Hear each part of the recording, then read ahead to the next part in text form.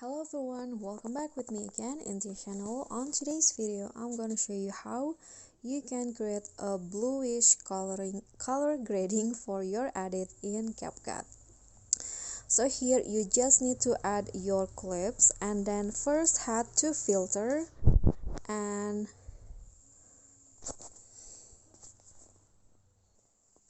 here select the orange blue filter, this one, and set it to around 65.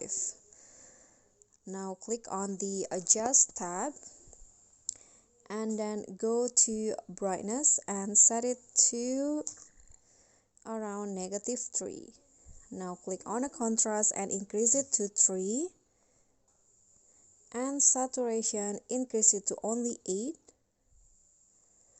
Now click on exposure and lower it to -9.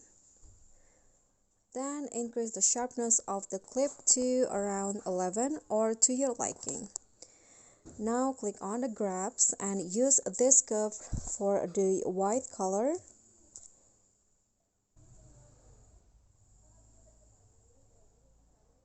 Like this.